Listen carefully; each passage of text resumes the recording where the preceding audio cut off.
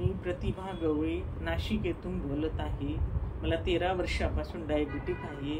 मी शुगरच्या 13 वर्षापासून ॲलोपॅथिक गोळ्या 3 टाइम घेत आहे।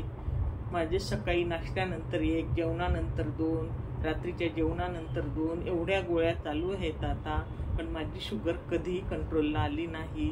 त्यावर अजून 30 युनिट इन्शुलिन मला सुरू आहे आणि एवढं सगळं असूनही माझी शुगर कंट्रोलला आली नाही। शुगरमुळे मला इतर आणखी खूप त्रास व्हायचे। मला वारंवार लघवीला जाणे, तहान लागणे, मेंदूची आकलनशक्ती कमी होणे, कोणी काही बोललेलं मला समजायचं नाही, माझी पायातली ताकद कमी होणे, कोणत्याही गोष्टीत आनंदी उत्साही वाटायचं नाही।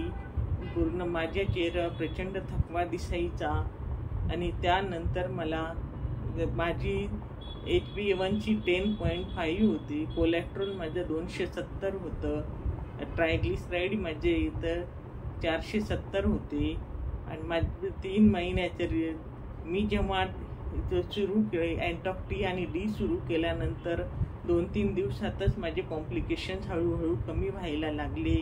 3 आठवड्यांनी माझी शुगर फास्टिंग शुगर 104 झाली। जेवणानंतरची शुगर माझी 150 झाली।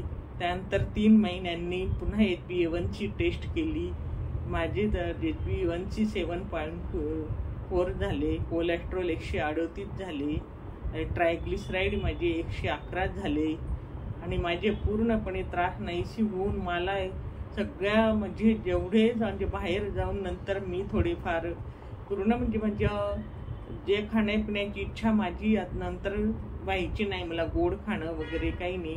पण मी मे महिन्यामध्ये 1 दिवसाआड आंब्याचा रस खाल्लं तरी माझी शुगर फारशी वाढली नाही, तरी माझे 7.4 HbA1चे आले आणि अजून मी माझे 3 महिने औषधं घेणार आहे आणि मला इतका उत्तम रिझल्ट आणि परिणाम मिळाला। मला अँटॉक-T आणि D यांचे मी शतशः आभार मानते। नसरीन दर्गा यांनी मला उत्तम मार्गदर्शन केले आणि खूप सहकार्य मला केले, माझे पूर्ण उमेद औषध घेण्याची वाढवली। त्याबद्दल मी नसरीन दर्गा आणि माझी कोल्हापूरची मैत्रीण रोहिणी यादव यांचे